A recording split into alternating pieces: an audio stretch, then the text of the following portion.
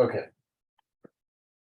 So once again, this is regards to the new forms that were released in December of last year. Happy New Year, everybody, by the way. I'm going to start, as I said, I'm going to start with the forms that don't have to do with the buyer broker agreement, because the majority of these new forms are tied to the buyer broker agreement. So let me share my screen.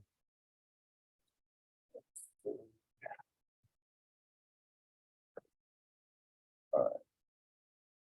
So what you should be seeing on the screen is the non-contingent offer advisory. And if that's not what you're seeing, then somebody pipe up. I'd appreciate it. We see it. Great. So this may look familiar because I instituted this form, or a form of this form, probably about a year and a half ago. And CAR has now put it into their own Zipforms. Either one will suffice if it is a non-contingent offer. I strongly recommend that this is used because it kind of limits the liability of the brokers and the agents, because you're warning them that they should not be making non-contingent offers. This talks about market conditions, how market conditions change.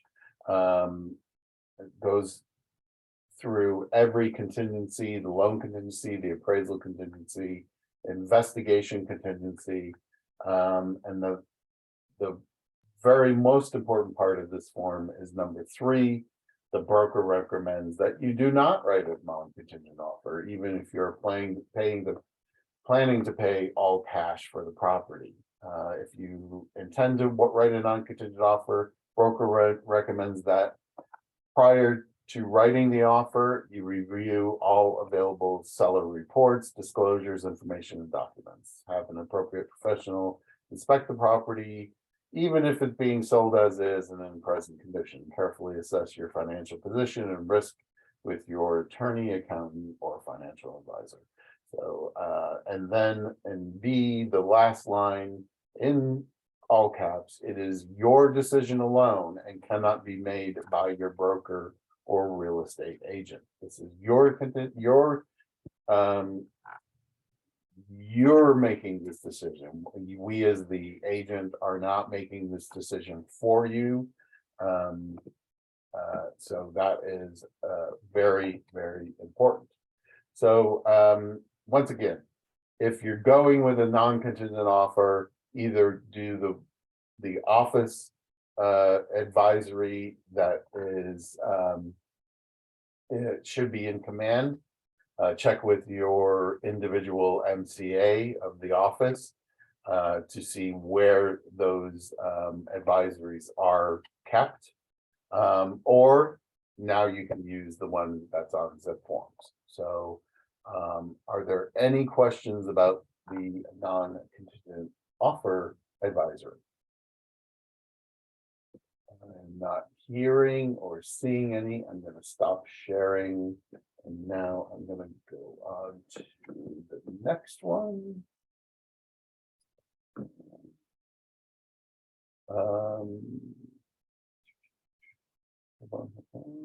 There it is. Now you should be seeing solar. This is a brand new form that is, it has 2 parts. Paragraphs 1 through 5 are advisory and describe the most common types of solar panel and system ownerships and leases. Hold on. It's a very popular class. So I'm admitting people while we're all doing this. So as I said, 1 through 5 are common types of solar panel, types of ownership and leases, what gets transferred with the sale, the importance of reviewing all documents. The second part, so let's go through 1 through 5. It talks about ownership. Then two talks about liens and power purchase agreements and solar leases. It advises about that. Advertising material, all the persons are advised that the MLS and other advertisements that are used to list and market a property for sale are not contractual agreements. So, just because it's in the MLS about the solar, it's not a contractual agreement that, solar is included, or that it's leased or it's not leased. The purchase talks about the purchase contract and the transfer of items, and then the solar evaluation recommendation and legal advice. Basically, we don't give legal advice. So that's 1 through 5, which is the advisory portion of this solar advisory questionnaire. And then we get into, it's just like an SBQ or a TDS. Particular questions regarding the specific solar system that is on the property. It talks about the age. Are you once again, they are worded, are you, the seller, aware? So if the seller, if this is your listing, if the seller is not aware, then the answer is no. So the age, who installed it, does it provide power to only a portion of the property, the size of the system, all of those specific to the system, own solar system if applicable, meaning it is not leased. So talks about balance due and any of that. Then it goes into leased solar systems with the power purchase agreement. So it talks about that lease of the solar system. So I strongly recommend, if you are listing a property that has solar panels as part of the sale, that the seller fill this out, that you use this when you are dealing with solar. And if you are on the buy side, make sure that it is in your offer that you want the solar advisory and questionnaire to be provided by the seller. So you can ask for that. So any questions on solar, which is the second of the new forms? Once again, I'm not seeing or hearing any. Okay.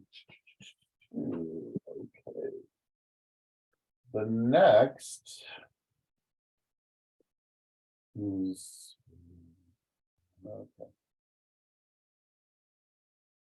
What you should now be seeing is, there we go, hold on.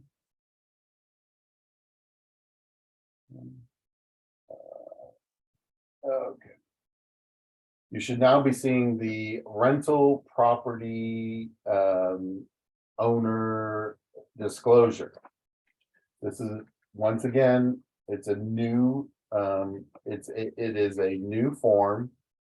This is when you take a listing for a lease, you should have the property owner. Remember, they've changed all the wording. They no longer refer to as the landlord. It is the rental property owner, because it could be filled out by a property manager and any other authorized person who is authorized to sign on behalf of the owner of the property. So then this is, excuse me, this is a disclosure and questionnaire that is filled out by the owner. It is not to be shared with the tenant. The purpose of this is for the listing agent to be made aware of conditions about the property. But this is not for you to give to the tenant.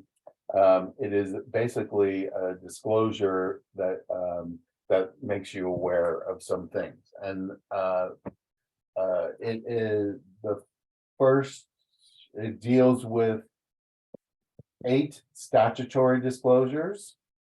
And then 19 non-statutory disclosures. So the statutory disclosures, lead-based paint. Once again, this is, are you, the rental property owner, aware of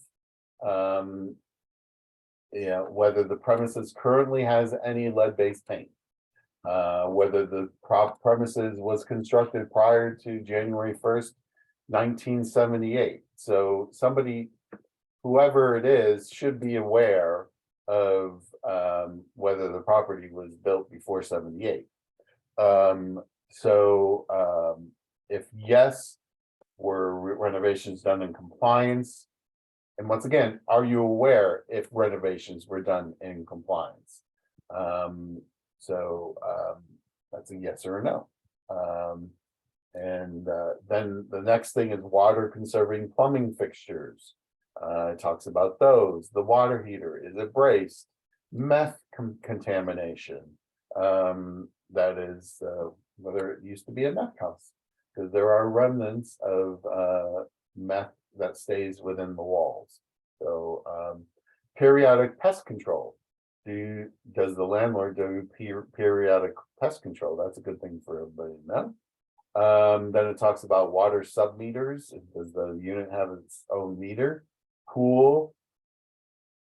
And then the important one, death on the premises. Within the last 3 years, was there a death on the premises? Now, it used to differentiate, and I don't see the differentiation here. But I hadn't heard that it no longer applies, but a death by AIDS on the property does not need to be disclosed. So as far as I am aware, that if there was a death within the past 3 years due to AIDS, does not need to be disclosed.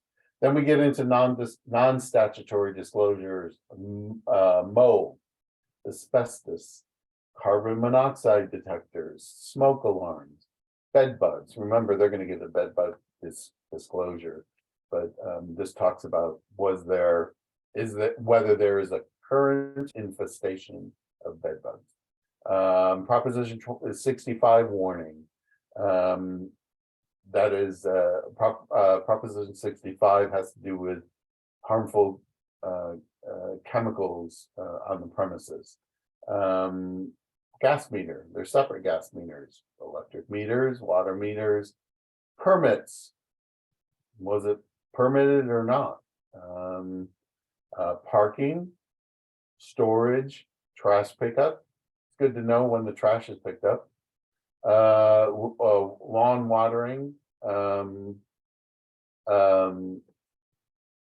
pets, the pet policy, keys, mailbox, laundry room, appliances, homeowner associations, if there are rules and regulations that the tenant would be governed by, and then other known material facts. Yes, Michael, this form is between the owner and the listing agent only. So yes, this is not shared by the shared with the tenant. So any questions on this form? The rental property owner disclosure. Hi, Rich, it's Christine. Yeah. Hello, thank you so much. Just a couple things. Will this be signable via e-sign for them to fill it out, like click the buttons? Yeah.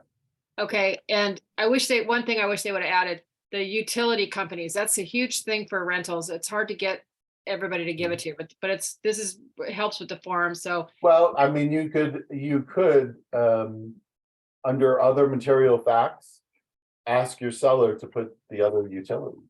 yeah, no, this is good. It seems like a part of your listing. Yeah. So thank you. Alan, I'm not gonna go into detail on Proposition 65. You can easily Google it. But you see signs for Proposition 65 outside of every single business. And it deals with cancer causing chemicals on premises and stuff like that. So just a good Google will help you with that. So any other questions about the rental property owner disclosure? Not seeing any. All right. Rich? Yes.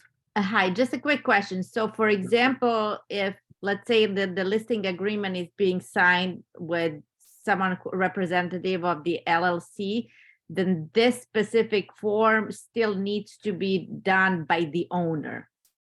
No, No, if okay. it's a representative of the seller, that's why it's called the rental property owner disclosure, because that person could be a representative of the seller. And it's just an informational thing. I mean, it's not a legal thing here. We're not talking about but it's anybody who represents the owner of the property should be filling this out. Okay. Okay. Because most likely, if the owner has a representative, they're going to say, "Have my representative fill it out." So we're going to start getting into buyer broker stuff. Let's go A, B, C, D. So let me A, B, C, D. So A, anticipated broker compensation disclosure. So I've been talking for years now, it seems, about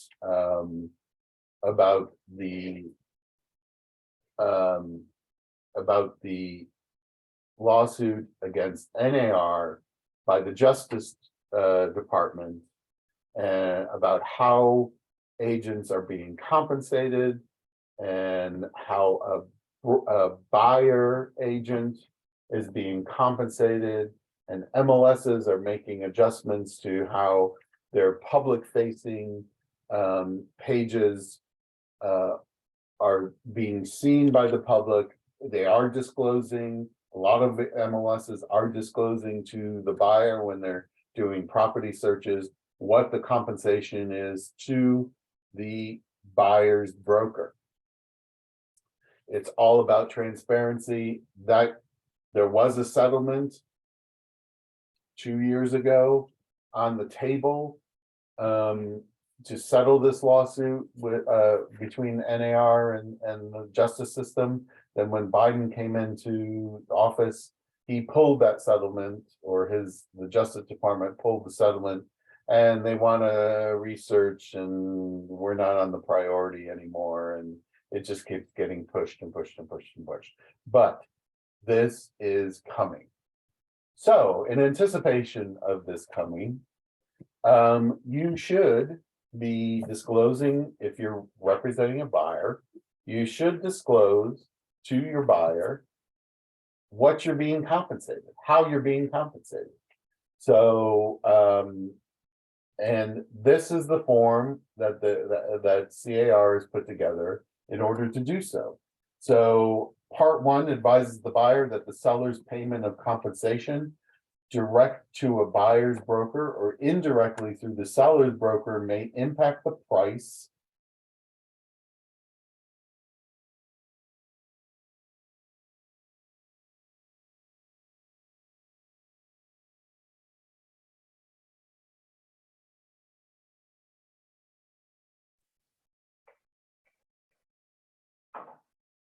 Oh, did disappear. No, I think he's frozen. Rich. We lost you, Rich. Oh, no. Just getting good too. Oh,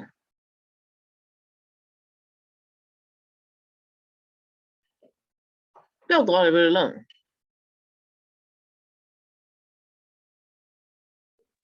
Huh?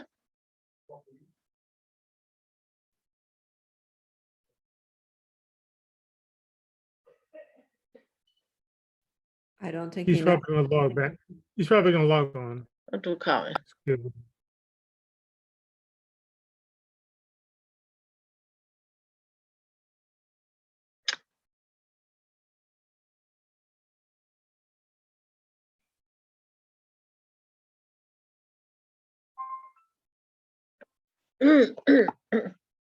Hello? You need to mute yourself. I'm mute myself. How come? I didn't see.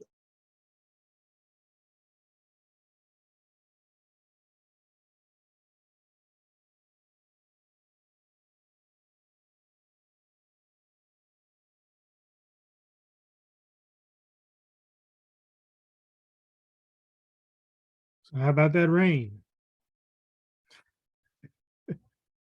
Hey, Happy New Year, everyone. Happy New Year. LA needs the rain, but not this much.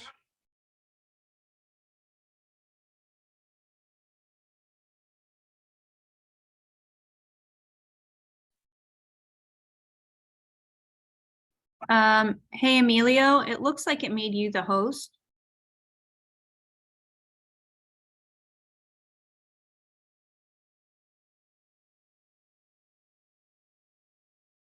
I'm not sure if you need to let Rich back in. Emilio has a little cloud on his name, so I don't know if he's having connectivity issues too. I don't know. It's showing Emilio as the host. For some reason, it kicked to him.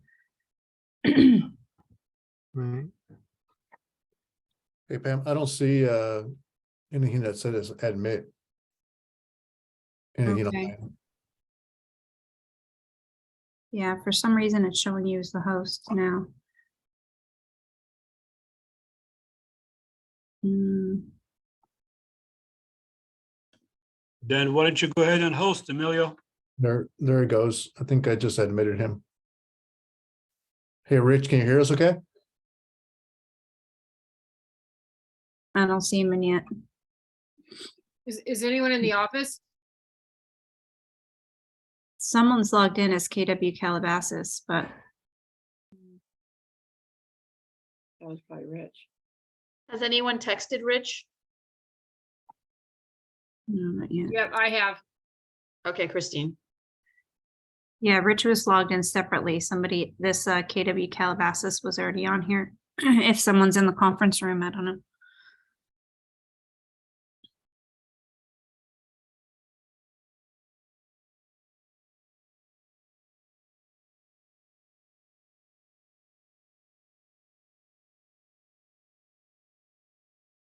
Well, we don't really want to hear about this buyer agreement anyway.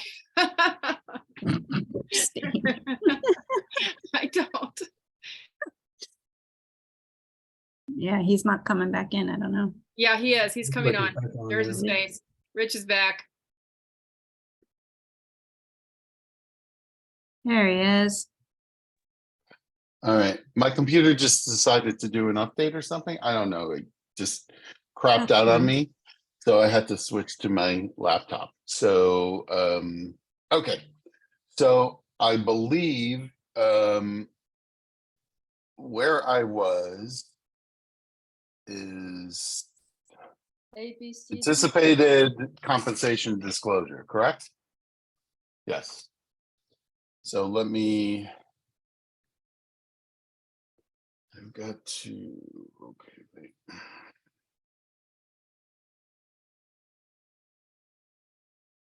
Oh my goodness. Let's see. Sorry, because this computer wasn't set up for the pages. So I've got to.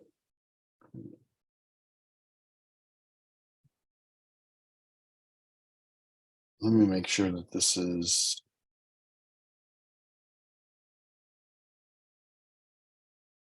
Okay. All right.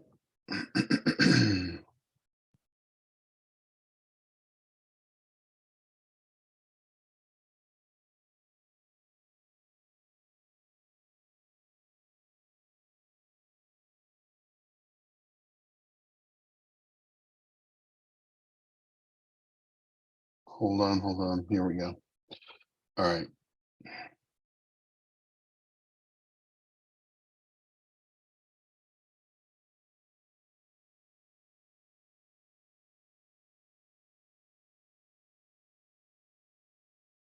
Okay, you should be seeing the anticipated broker compensation disclosure. And what I was talking about, I don't know how far into it I was, but about the lawsuit against the NAR and the DOJ. You should start to disclose to your buyers what the compensation is. This form allows that to happen. As I said, part one advises the buyer that the seller's payment of compensation directly to the buyer's broker or indirectly through the seller's broker may impact the price of the seller will accept, and that the buyer's broker will disclose on a property by property basis the compensation. Now, why do they say that? They say that because there are several lawsuits out there going on that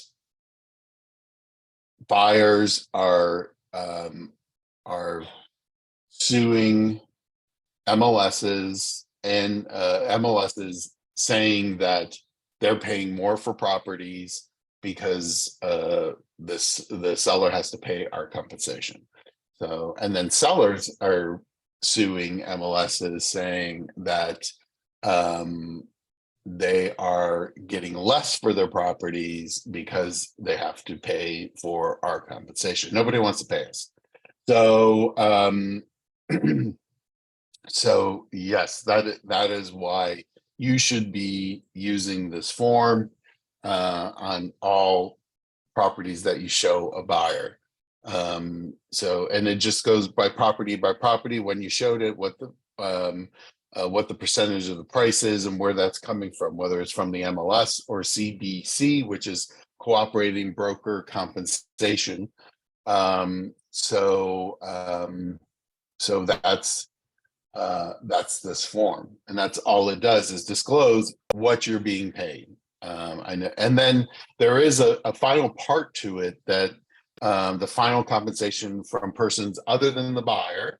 Buyer's broker has been received a compensation for the buyer's purchase of the property from the seller's broker in the amount of whatever it is. So I know it's going to be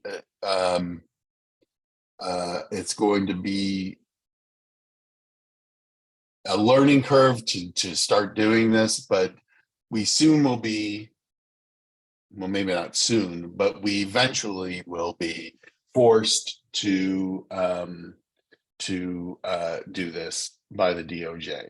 So just be aware of that. So Michael, you had a question that does that form, the form for the rental thing, does it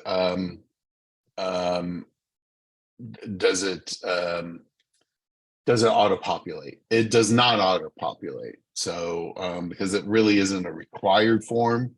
So but it is a form that you should be using. So let me get, what's the next one? Okay, I think I have to stop sharing this and then go to any questions on that. Yeah, quick question on Yeah, that one. Rich. Oh, Sure. sorry. Go ahead. If you're representing both buyer and seller, when you're filling out the ABCD, you only put the final compensation for buyer side, right? Right, yeah, Okay. because the compensation to the on the seller side, the seller knows that from the listing agreement. Okay. Real quick, Right. Rich, the BRE kind of already had this in it. I mean, if you could put down the percentage that you work for, like if it's 2.5 or whatever, and then the difference there, if it doesn't have that, the buyer could be on the hook, or you can ask them to pay for it in a way. So Well, but the BRE, this has nothing to do with the BRE. This is disclosure to the buyer of what you're being paid. So, because not all properties you're being paid necessarily the same amount. A seller may be offering a seller's broker may be offering 2%. So if you're showing a property that's 2%, you know, you're disclosing that to, And there's a to place the- on there for the buyer to then pay you the difference of 0.5 that's left no, over. this has nothing to do, that's the buyer broker agreement. We Okay. haven't gotten there yet. So Okay, this is only to disclose to the buyer what you're being paid on on specific properties. okay. All right, Okay. Thank so hypothetically, if this was in play now, I have 5 properties I'm showing my clients this Sunday. I would take this form, put all 5 properties on there and break down how it's broken out so Right. they'll know in advance of us going to see that property. Right. Yep. That's it. Or you could just do it at the time the offer's made, right? Is what the form says. You could do it, yeah, either way. Oh, okay, so I don't have to, so I have the option. Yeah, you have the option. This is, like I said, this is not required just yet, but it's going to be. So you might as well get might as well get used to doing it, disclosing to your buyer what what your compensation is. Okay. Rich, All right. another question. It's Sure. Glenn from Keller Williams West Side. When you're doing a lease, do you have to do the same thing with the forms? You should be doing, yes, you should be doing it well with also with leases. It's how what we're being paid, how we're being paid and whatnot. Right. It's to your advantage in leases because then they can see how little we get paid for leases. Right. All right. Any other questions on this form before we move on? Nope. Okay. So the next one is auto-populated with the buyer. Now we're going to get into the buyer broker agreement. So this is auto-populated with that agreement, and it's called the buyer transactional advisory. So and it's just an advisory to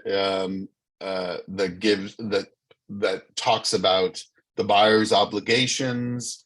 You know, it talks about the agent's obligations, the scope of the agent's duties, and then that the buyer representation agreement allows dual agency. So this is auto-populated with the buyer broker agreement, and it's just an advisory. So I'm just going to quickly move on to the one everybody really wants to know about. Okay.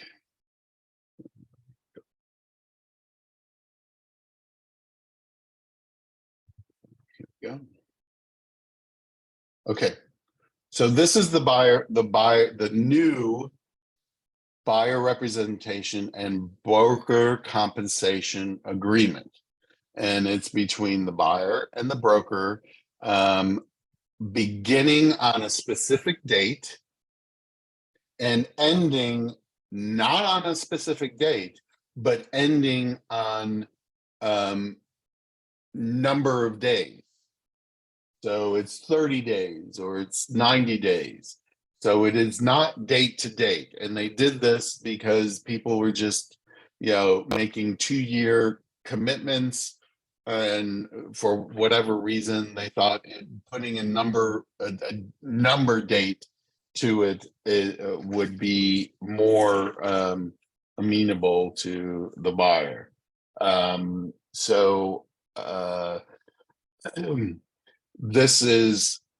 This agreement defaults. Remember, there were 3 of these agreements. There was an exclusive buyer broker agreement. There was a non-exclusive buyer broker agreement. And then there was a buyer broker agreement not for compensation. The buyer broker agreement not for compensation went away. This form defaults to non-exclusive. And then there is a way to make it exclusive. So as I said, number 1 is the terms, the start date, and the number of days that it is good for. Number two is there's no pre-existing buyer broker agreement, or if there is, that the buyer needs to disclose that to you. Then number three, the location of the properties, the price range, any of that, or if it's specific to a specific property, then you would check B, or if you have an attached list, you would check C. So those are the specifics in regards to that, to this property. Next is compensation to the broker. So this is where you would put a percentage of what the buyer is going to pay you for representing them. So it's 2.5%, 3%, whatever it is. And this is negotiable. All real estate commissions are negotiable. You can't say that this is set by law, or we only charge this. Rates are negotiable. That's very important. So the broker has the right to compensation if from the buyer, if during the representation period or any extension thereof, buyer enters into agreement to purchase, lease, or otherwise acquire a property described in 3. Now remember, 3 is the location in the cities or the counties. And the seller herein completes the transaction or is prevented from doing so by default of the buyer. So if the buyer makes it, if the seller is willing to proceed with this transaction, but the buyer makes it so that they default, the buyer is still obligated to pay the compensation. And then it's very important in the non-exclusive representation, broker involvement. So compensation is payable only if there is broker involvement with the property. And broker involvement means the buyer physically entered and was shown the property by the broker. You went to the property with this person. Buyer showed the property to the broker, showed the property to the buyer virtually. The broker submitted to the seller a signed written offer from the buyer to acquire, lease, or exchange the property. The property was introduced to the buyer by the broker, or one of which broker acted on behalf of buyer's broker. However, merely sending a list of properties does not deem broker involvement. What does that mean? You put them on a drip system, and this property is just one of those properties. So if you have to have more involvement than that. That's what that's saying. So here's how you make. Are there any questions about that? Because about what broker involvement means? No? Okay. So here is how you make this exclusive. You check box 2. The agreement shall be exclusive and irrevocable. Just like the listing agreement is irrevocable, means it can't be canceled. The broker will devote time and resources to assist the buyer in finding and acquiring a property in the expectation of being paid for the broker's services. Broker is entitled to compensation if buyer acquires the property during the representation period with or without broker involvement, even if another broker is entitled to be paid for representation. So if this buyer during the exclusive representation period goes and buys the property through somebody else, you're still owed compensation from the buyer. And then the buyer includes any person or entity other than the broker related to buyer or who in any manner acts. And so it's anybody who, or if it's an entity, that includes the buyer.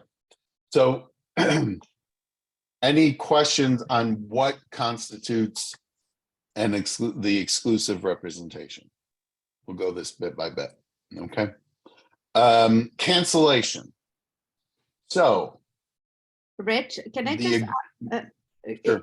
is number B3 part of 2, or it's 1, 2, or 3? no, it's part of 2.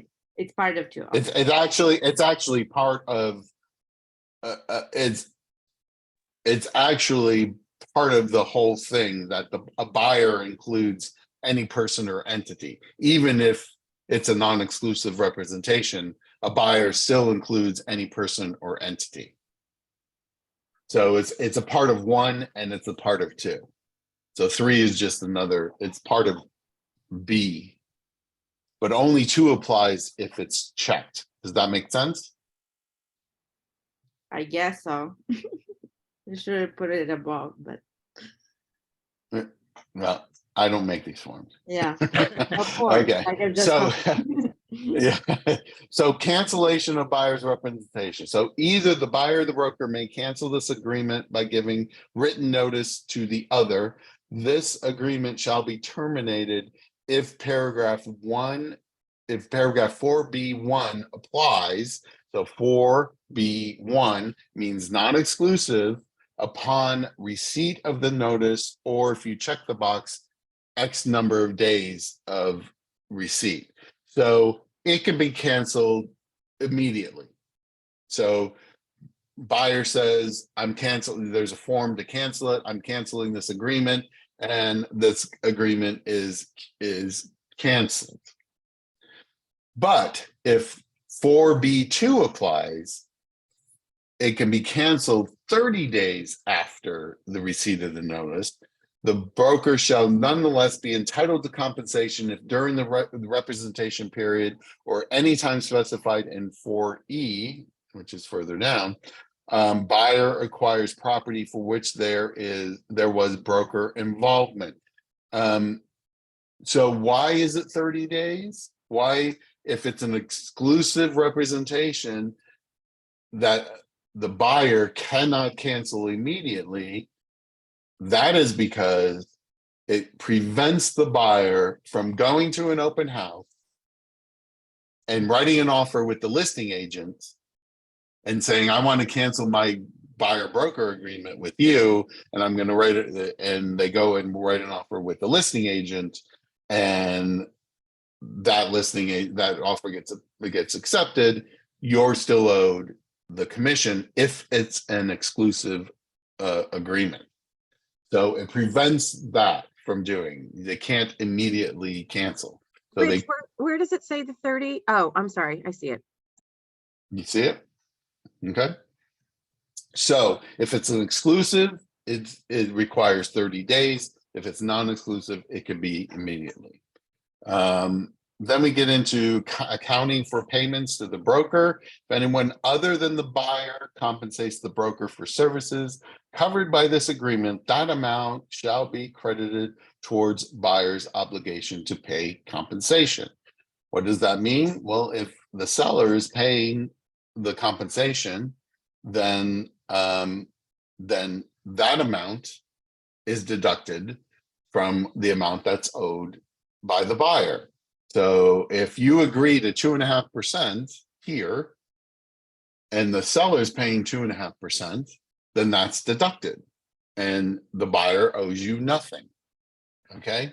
If third-party payments received exceeds the buyer's obligation, the excess amount shall be paid to the broker, or if you're not really thinking clearly, you would check credited to the buyer. I don't think ever would we credit it back to the buyer. So anyways, so that means if you agree to 2.5% that the buyer is going to pay you and the seller is paying you 3%, then you get the extra 0.5%. So that's fun. So, and then there is in regards to authorization to include commission and offer. Buyer authorizes the broker to include a term in buyer's offer obligating seller to pay broker directly. Additional broker right to come. Any questions in regards to this accounting for, it's pretty clear that this is what you want to point out to your buyer when they're signing this. Um, um,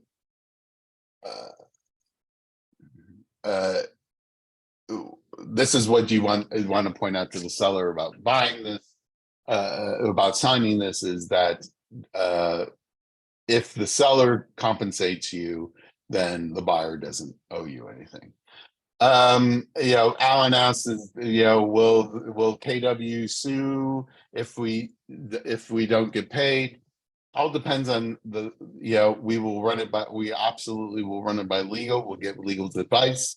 Remember, legal doesn't, if we go to sue, then that's a charge for legal, and that's not free. Any of those charges would have to, be weighed up against what the commission is and how strongly legal thinks that they can win it. If it's a winnable case, sure, we would. Additional broker right to compensation. Broker shall be entitled to compensation for, in paragraph 4A, which is the amount that you put in.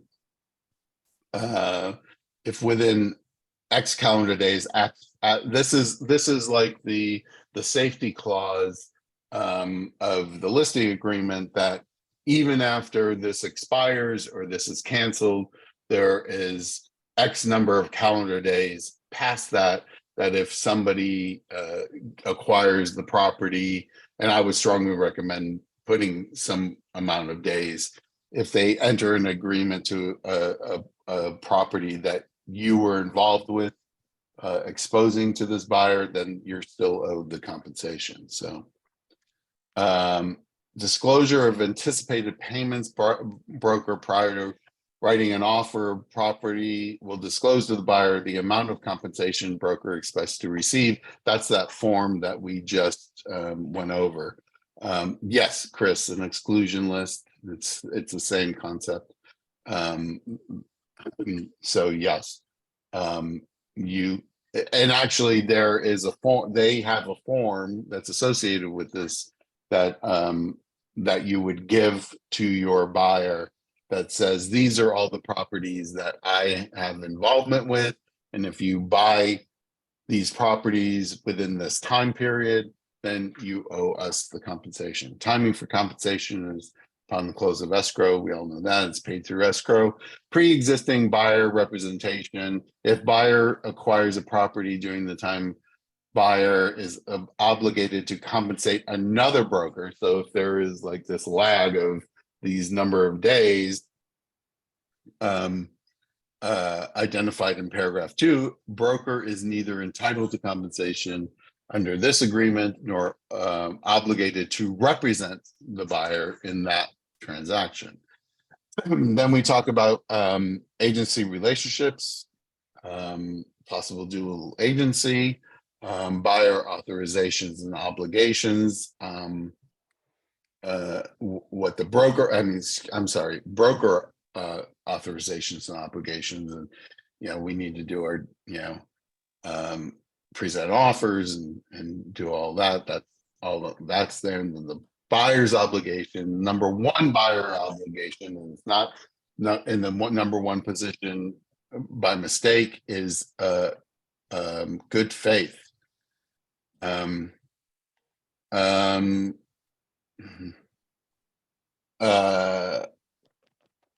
So everything hinges on good faith. It's hard to prove not acting in good faith, but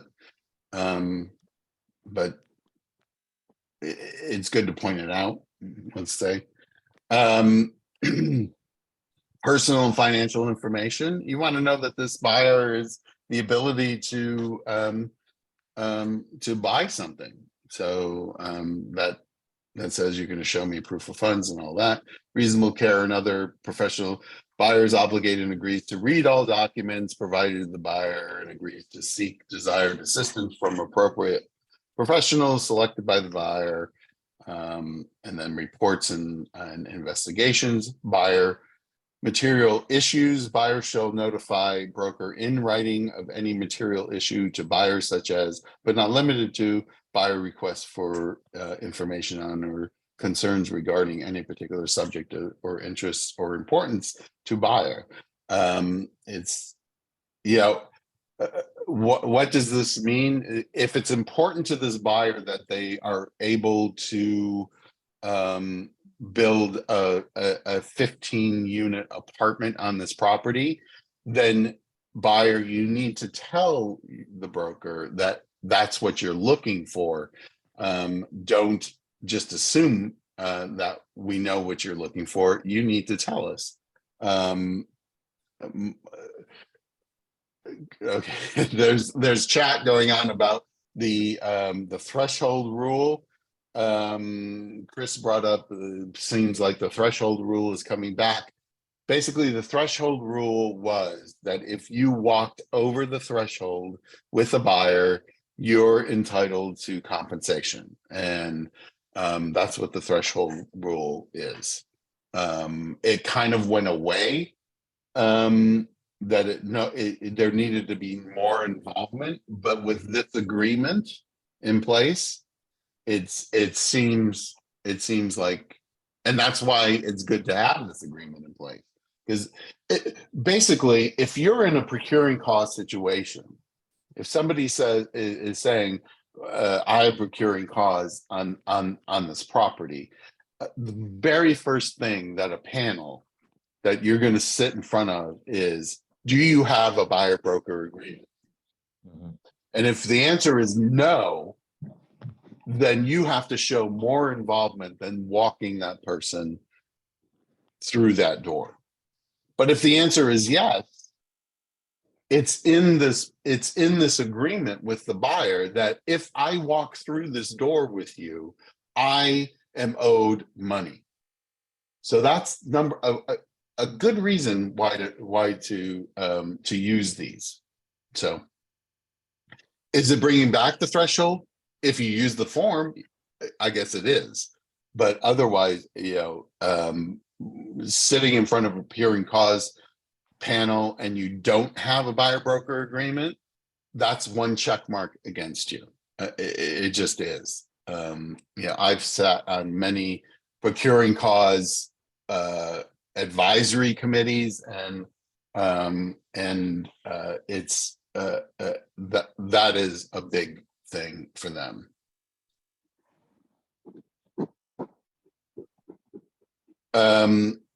So then we talk about attorney's fees, dispute resolution, obviously mediation terms. You know, arbitration is not a part of this. So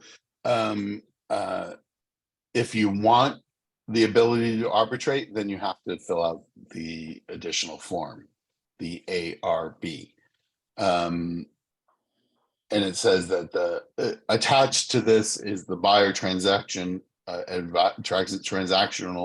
advisory, which I went over before, buyer's investigation advisory, which is an old form, and the possible representation of more than one buyer or seller. So this is the entire agreement. And then there's a place for entity buyers to sign without doing the representative capacity. Thank you, Zipforms. So this is the buyer broker agreement. Any questions about the buyer broker agreement? Is this a mandatory form? Not yet, but there was talk about making it mandatory. Many states make it mandatory. It's only for your protection. I suggest that you start using it. Everybody's afraid of everybody was afraid of the buyer broker agreement before, because it was there was 3 different forms. You didn't know which one to use, and it was confusing. This streamlines it a little bit. So there are other forms I want to go over. So, and I apologize because I lost some time, and I see that I absolutely lost everything in my computer, but luckily I had a time machine hooked up to that computer. But it's like, what? Anyways, go ahead. Somebody, anyway. Okay, so then the next one, and let me get this. Well, I'm gonna stop sharing this. Hold on. Now the next one are all associated with this form. They're all associated with the buyer broker agreement, so they all are in line with buyer broker agreement. So let me go back to this and there. Okay, so now you should be seeing this is the notice of the broker involved properties. So this is what you would give the buyer at the end of this this agreement after it's over, and during that period, that safe harbor period, you list here are the properties that I was involved with, and if you go and you buy these properties, I'm owed compensation. So if you don't have enough room, then there's a place to check to provide a list. And it tells the buyer to notify the new broker that this agreement is in place. And then you know, that's all this form is used for, to inform the buyer that these are the properties you will now owe me compensation for. So that's that one. Any questions on this? Pretty straightforward. Hearing it. And you Okay. provide that form when you part ways? Is that Correct? That's it. okay? Yep. That acts as your exclusion list. Correct. Now,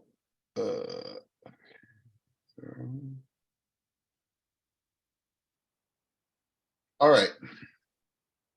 Now what you should be seeing is cancellation of the buyer representation. This is a note. The representation may be canceled by either party or both by signing the applicable box, paragraph 2, and delivering it to the other party.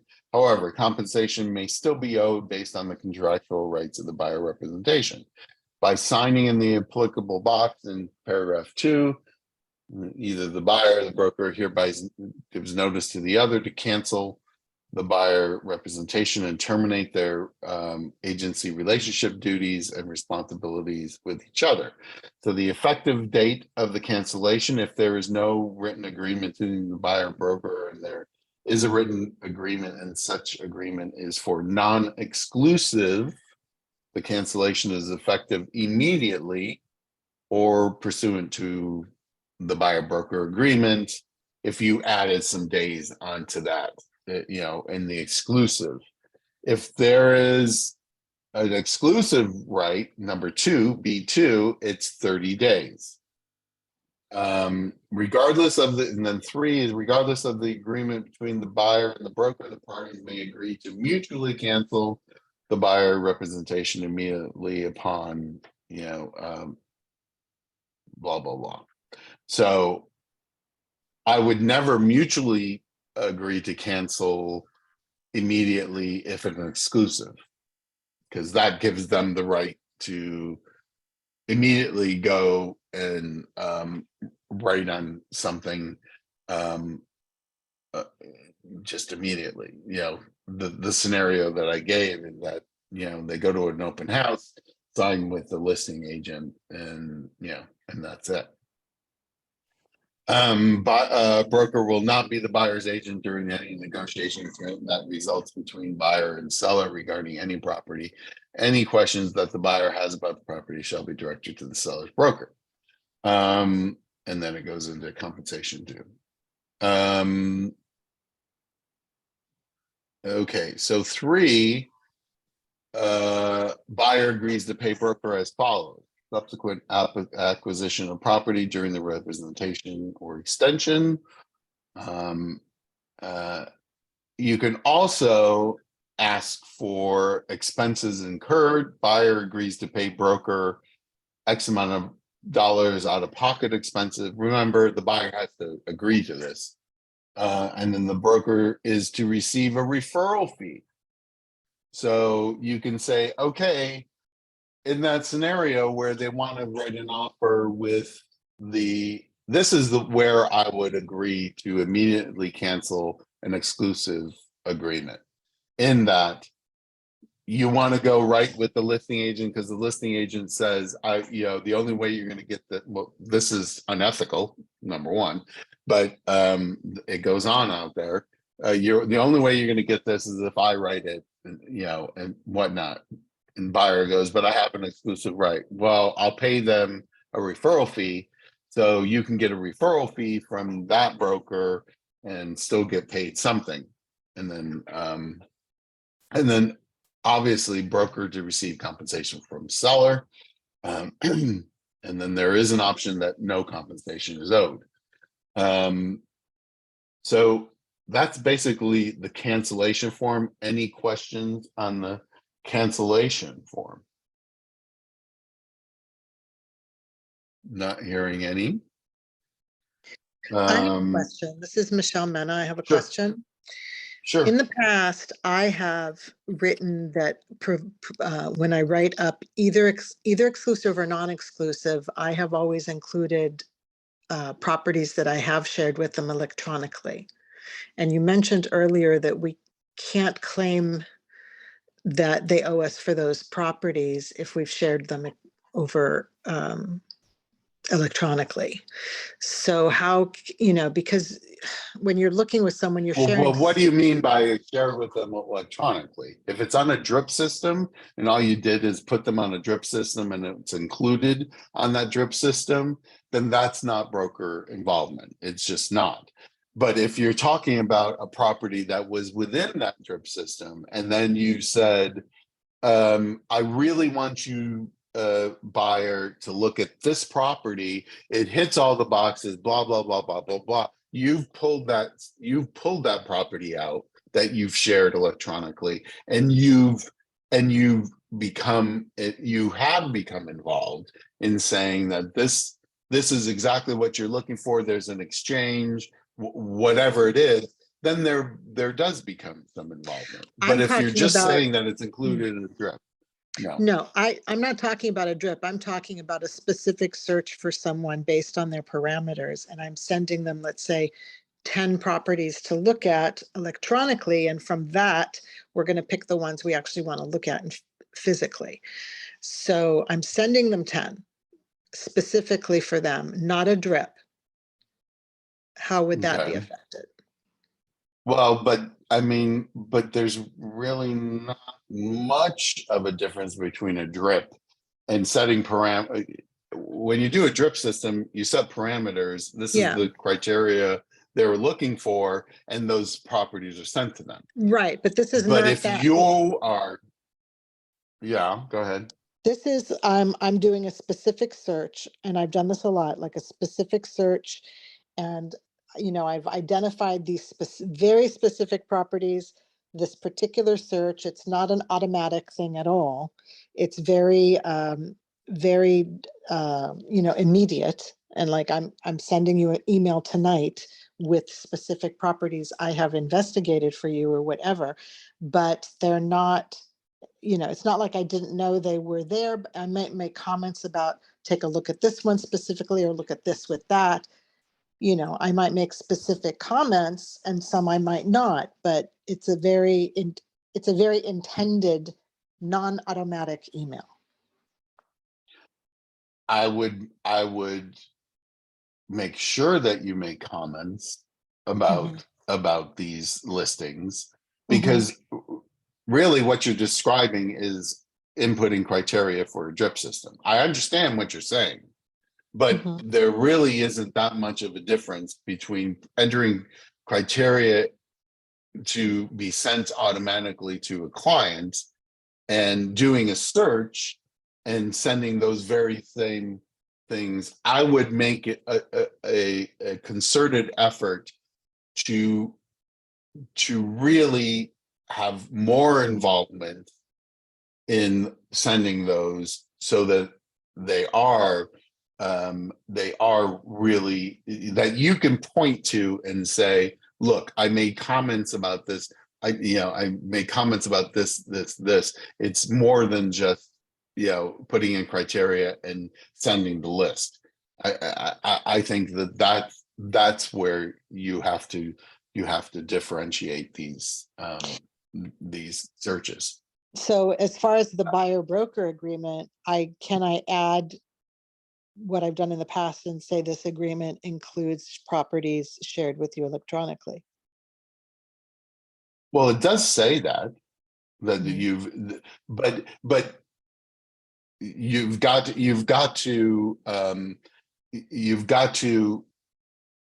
be able to prove that you did more than just enter in a criteria and send them to them. Okay, That's what I'm saying. You can, Okay. if you did more than that, then you can include them, yes. But you've Mhm. got to be able to prove that. So in your email going to them, there's got to be something more personal from you that shows, I did more than input 3 bedrooms, 2 bath between 500,000 and $1 million. There's got to be something shown more than that. That's what I'm Okay. saying. What if you've gone Okay. and previewed the property and left your business card with the agent? Oh, that's broker involvement. You Okay. previewed the property. Absolutely. Yeah. But if they take, Um, if they two properties that are, they skip the 2 that you viewed and went out and looked at, and they look at 2 that you don't have on the list, they happen to go with another agent and buy, you don't really have grounds to ask them for compensation because it was just really on the list, right? Well, but if it's on the list, then, and you've done more than just, just send them blindly, listings, then yeah, you're entitled. Just because they didn't act on what you had sent them. I mean, how many times have you sent buyers properties? They say that what they're looking for, and then you expand your search for them, and now this is what I'm looking for, and then eventually you make it to what you showed them 2 weeks ago.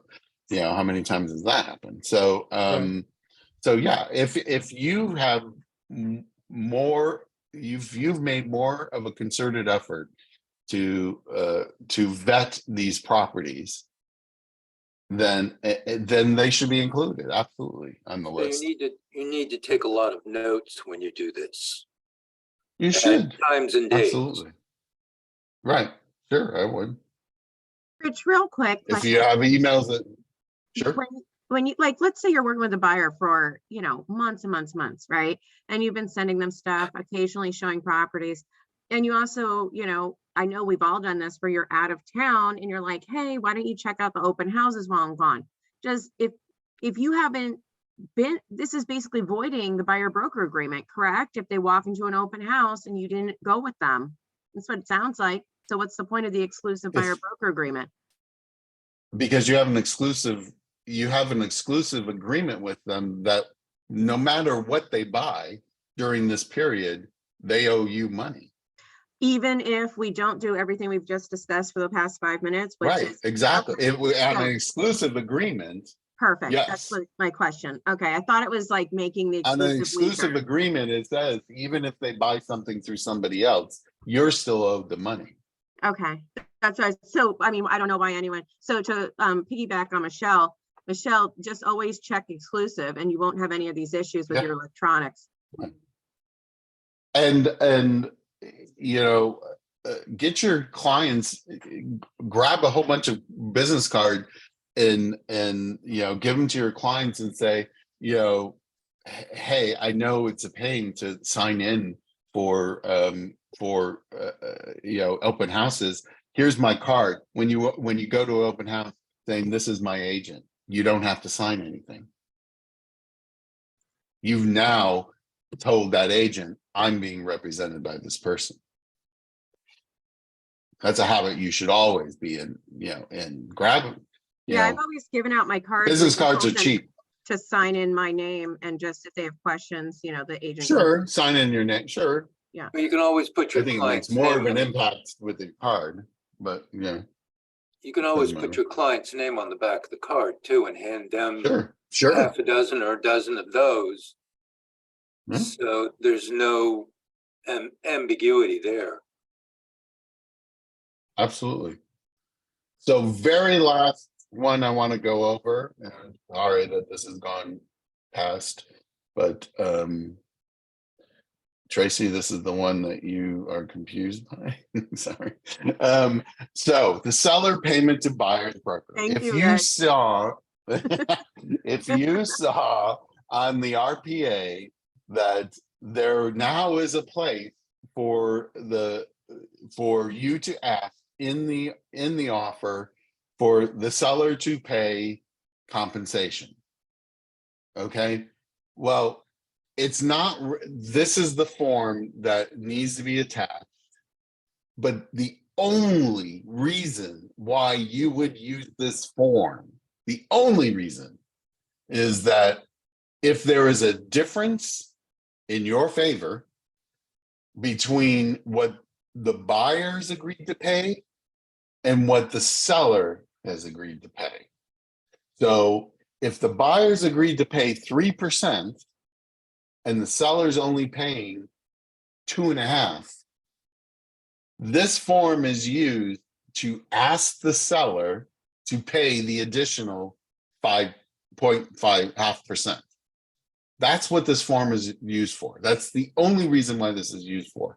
And believe me, I thought it was for something else, but I got clarification from legal, and that's what it's for. The buyer is entered. So you'll see in number 1, the buyer has entered into a written agreement to compensate the broker X% of the purchase price as of the date of the seller's payment for buyer's broker document is signed by buyer pursuant to the MLS.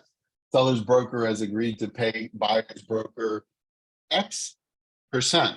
So in number 1, the buyer's broker has the buyers agreed to pay the broker 3%. Number 2, the sellers agreed to pay 2.5%. And then seller agrees to pay buyer broker 0.5% of the purchase price, which is the amount, which is no greater than the applicable percentage of the amount in paragraph 1, blah, blah, blah. So that's the only reason why this form is to be used, is to make up the difference between what the buyer agreed to pay and what the seller's agreeing to pay. Now, does the seller need to agree to this? Absolutely not. So then what happens then? Well, then the buyer is still on the hook for the 0.5%. Now, it's a business decision of yours whether you really want to go after that buyer for the extra 0.5%. But this is the only reason. Confusing to me a little bit. Yeah, I think whoever said Say they're that confused, again? so am I. I'm confused as well as whoever else said they're confused. But if we're taking the shared compensation that the seller's broker is offering, this is irrelevant, right? Correct. If it's equal to the amount that the buyer had agreed to pay you. Once again, the only reason to use this form is that if the buyer has agreed to pay you more than what the seller is agreeing to pay you in the MLS or in a compensating Rich, cooperating broker agreement. This would in essence protect us if we're representing the buyer and we run across an MLS listing, and I have seen this, where the compensation is $1. So in that case, you can present this to the seller and say, listen, my buyer has agreed to 2.5%. Will you pay the 2.5%? If the seller says Right. no, then the buyer is well aware that you're making $1 and they're gonna have to handle the cost. And I've they're seen half that gonna on pay you, leases. they're half gonna pay you more. Say that I've seen again? that on I've seen that on leases. I haven't seen that on sales. Is it now showing up on sales? You're gonna Yeah. see it a lot more on sales. I'm telling you now. That's why you need to get in the habit of getting a buyer broker agreement. Yeah, and I've also noticed, sometimes, and I know we've seen that too, where it's like 1% or something like that. And so, Mhm. but the dollar is the one that really stood out to me. And I was like, Yeah. well, this isn't even for sale, it's insane. So you got to protect yourself. And this is a good form. Thank you for clarifying. Right. All right, so Okay. just so I'm You clear, understand it now, Tracy, right? So Yeah, basically, I'm a little slow, but I got it. Thank you. okay, so I have So- a question here again. So if Sure. we're working with a buyer, I mean, usually we're telling them the seller's broker pays the commission, so we're no longer saying that. Am I correct? Well, when you are using, okay, if you're using a buyer broker agreement, what you're saying is that you're agreeing to pay me X percent. Now, if the seller pays me the same amount, then you don't owe. Basically, going back to that agreement is whatever the seller pays is credited against what you owe me. Okay. So if the seller, and then you say to the buyer, well, and that's why the other form is really important, that, hey, I'm showing you this property and it lists how much you're getting paid on each property. So, hey, Mr. Buyer, I just want to point out, you agreed to pay me 2.5%. I'm going to show you this property. They're only paying 1%. Now we can ask them to pay the difference, but just know that if they don't, then you're going to need to pay me that.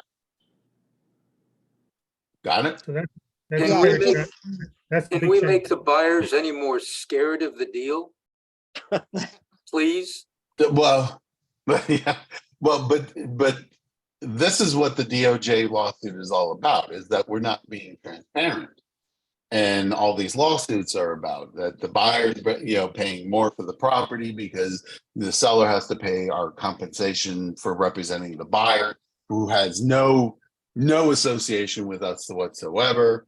Denise, I see your hand. And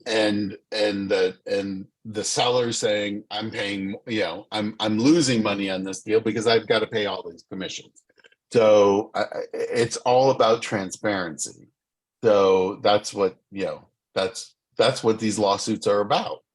And, How are we so going to far prevent the we've been able buyers? to.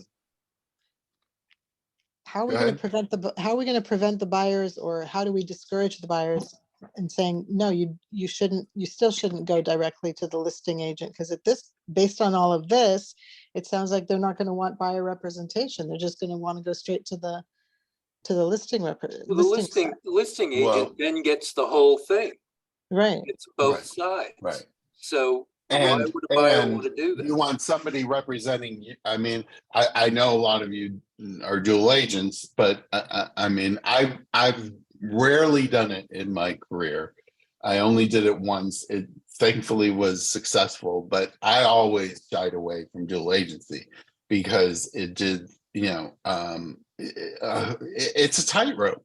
I mean, you're representing both sides. So your answer to that is you want somebody who's representing you. I mean, that would be me. That would be what I would say. But, Someone's always getting paid. So it might as well be someone who's protecting you. right, right, exactly. There you go. Yeah, There I you like go. that. Denise, There you go. go Okay. ahead. All right, I wanted to ask you, do we submit that form with the offer? That's my What question form? number one. The one that you just had The up. form that I just showed you about Yes. the difference? Yes. Yeah. Okay, Because on the offer, you're going to check that box that says, I'm asking the seller to pay compensation. And then you're going to submit that form and say, buyer's paying me this. You're paying me this. I'm asking you to make up the difference. okay, and then can we We're submit? only, Yeah, sorry. Go ahead, go ahead. Oh, can we No, no, no, go also ahead. submit that exact form with a lease? Sure. Yeah, okay, Yeah. because a lot of leases now are just offering, like someone said before, $100, which is so unfair. Right, exactly, yeah. But know that, number one, you have to have a buyer broker agreement in place, Mhm. okay? And then number two, they have to agree to make up the difference. And if they don't, then your buyer still needs to make up the difference, Okay, thank you. Thank you. okay? Okay, any other questions? Because that was Yes. it. Rich, Go I'll ahead. explain again. So if the CSO is at 3% or 2.5%, how does Yeah. that work? Is that the full commission to the seller's agent, or is that for the buyer's agent? Say that again. If what is So if you're 3% or looking- 2.5%? Right. So if you're looking at the MLS and you go to CSO Right. commission Right. for Right. seller's agent or whatever it is that for the seller's agent, or is that for the buyer's agent, or is that split? That's for the buyers. That's what the seller's agent is offering the cooperating broker. Okay. For representing the buyer. That's what that is. Okay, but you still have to have all of this in place, all the forms that we just discussed in place to receive that. No, that's if you're willing to just receive what's offered in the MLS, there's no additional form that you need. That is a contract.